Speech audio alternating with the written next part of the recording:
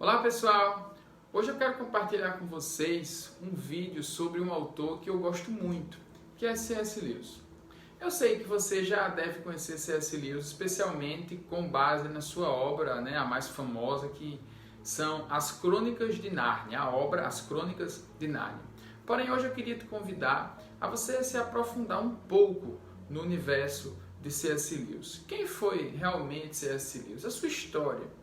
Por que eu acho que você deveria conhecer C.S. Lewis melhor?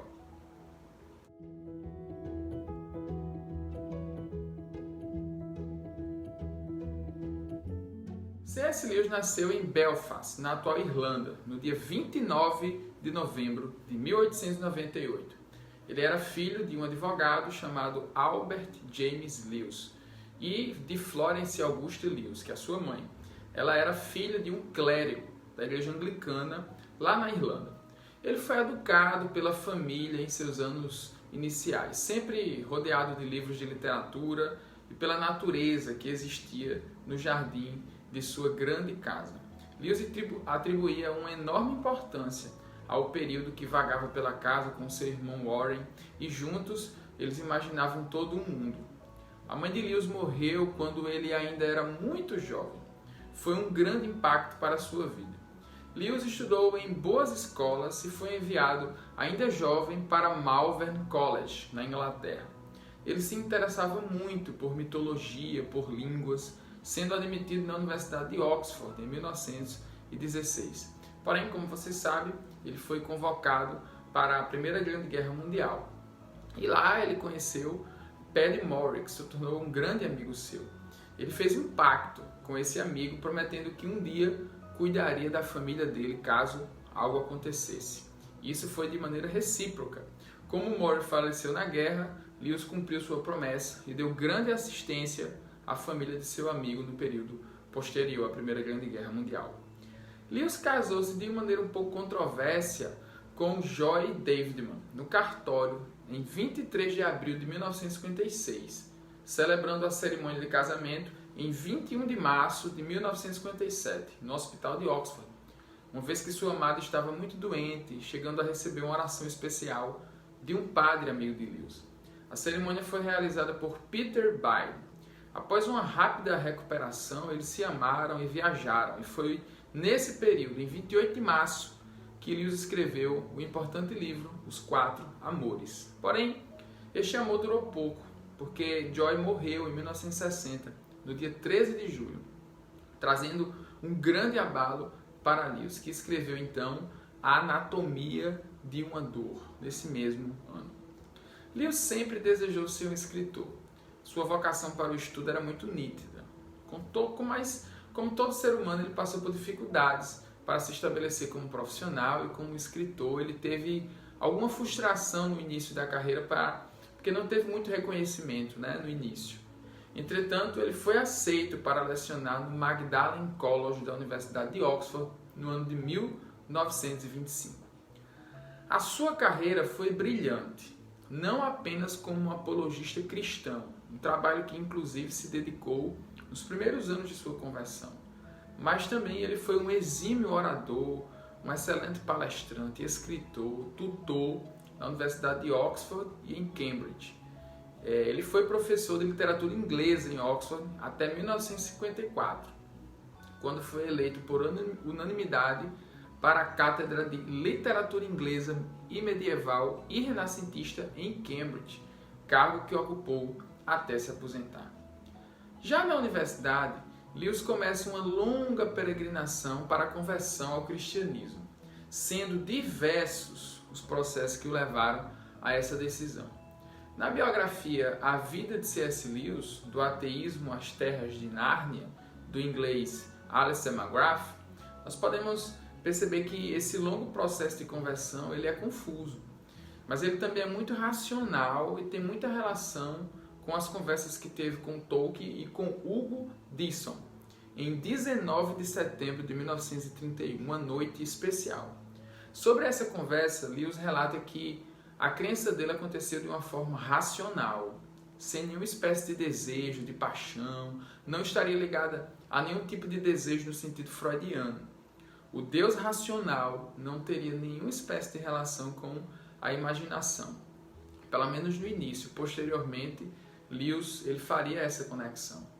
Em 1º de outubro de 1931, depois da visita destes amigos, Lewis escreve a outro amigo seu muito íntimo chamado Greaves, e ele afirma: acabo de passar da crença em Deus para a crença definitiva em Cristo, no cristianismo. Vou explicar em outra ocasião. Minha longa conversa com Dyson e Tolkien teve muito a ver com isso. Ou seja, aqui está claramente apresentado que Lewis primeiro aceitou a ideia de um Deus, porque ele era ateu, para depois afirmar a sua conversão a Cristo, especialmente ao cristianismo. Após a sua conversão, Lewis participava assiduamente dos cultos da Universidade de Oxford, participando da Santa Comunhão pela primeira vez como adulto no dia 25 de dezembro do ano de 1931.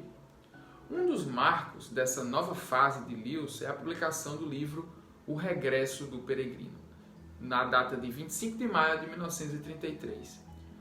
O primeiro livro de ficção de C.S. Lewis, registrando, por meio da fantasia, o que de outra forma necessitaria de um tratado de filosofia da religião, é muito relevante para o início dessa sua nova fase.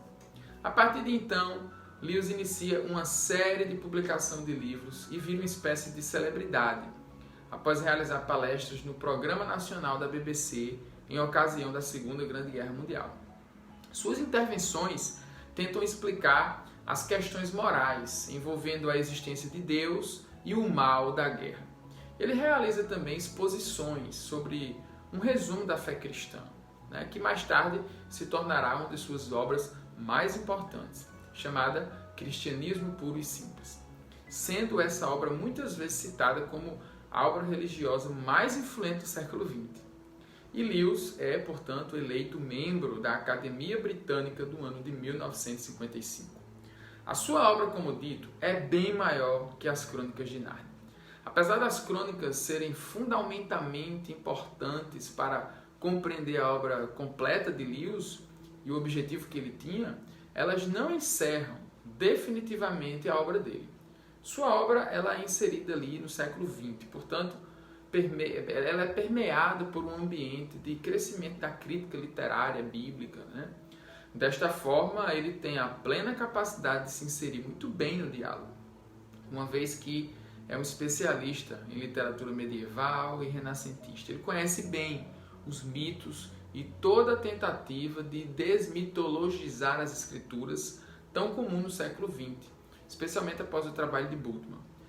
Ainda nesse contexto, nós temos o confronto entre os fundamentalistas e os liberais, que desejavam promover o entendimento da fé com base em categorias racionais. Entretanto, essas categorias racionais são muito inseridas nos valores modernos, que contrapõem a essência do cristianismo. Alguns teólogos eles resistiram e promoveram uma boa saída para a teologia, sua relação com a cultura, como, por exemplo, o anglicano John Stott, ou o próprio desenvolvimento do evangelicalismo. Mas é muita coisa e a gente não pode perder o foco. Neste cenário, Lewis se torna um expoente tão significativo que estampa a capa da revista Time, em 8 de setembro de 1947. Como a revista mesmo o descreveu, um homem de baixa estatura, atarracado, com uma cara rosada e um vozeirão.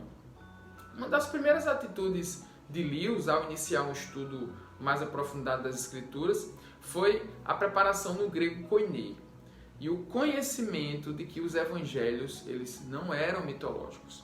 Ele disse: como historiador literário, eu estou perfeitamente convencido de que não importa o que mais os evangelhos possam ser, eles não são lendas. Eu li muitas lendas, mitos, na vida e tenho firme clareza de que não são os mesmos tipos de coisa.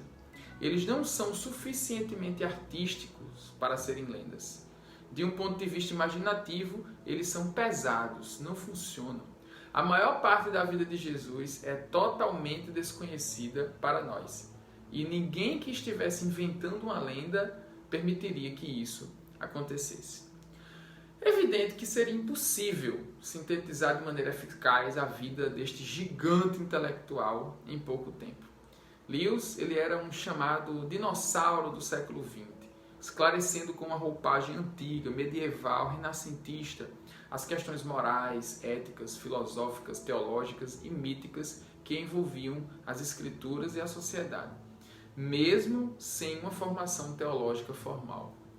Para isso, eu me reporto novamente ao que Alistair McGrath escreveu sobre ele, citando um amigo de Lewis chamado Owen Barfield, que realmente existia aí 3 Lewis, que nós podemos sintetizar da seguinte forma. O primeiro é o autor de romances famosos, como a própria Crônica de Nárnia, as Crônicas de Nárnia que nós conhecemos muito bem. O segundo era o apologista cristão, que tinha o objetivo de comunicar, de compartilhar a rica visão do poder intelectual e imaginativo da fé cristã. E o terceiro, talvez menos conhecido, era um professor e crítico literário de Oxford, que lotava salões com suas palestras sobre literatura inglesa, sendo o primeiro a ocupar a titularidade da cadeira de literatura medieval e renascentista em Cambridge. Ele estabeleceu, na verdade, um novo paradigma para esses estudos. Lewis foi um grande intelectual, que ainda continua impactando a vida de milhares de pessoas, com superproduções como os filmes das Crônicas de Nárnia, com novas edições de livros e um interesse contínuo em sua obra. Ele continua relevante, grande e atual, mas eu penso que jamais deixaria de ser chamado pelos seus amigos mais íntimos como gostava, de simplesmente ser chamado de Jack. Na descrição aqui abaixo você encontra as principais referências que eu utilizei para esse vídeo. Eu peço que, se você gostou, colabore com esse trabalho. Curta, se inscreva no canal e compartilhe. Valeu, pessoal, e até a próxima.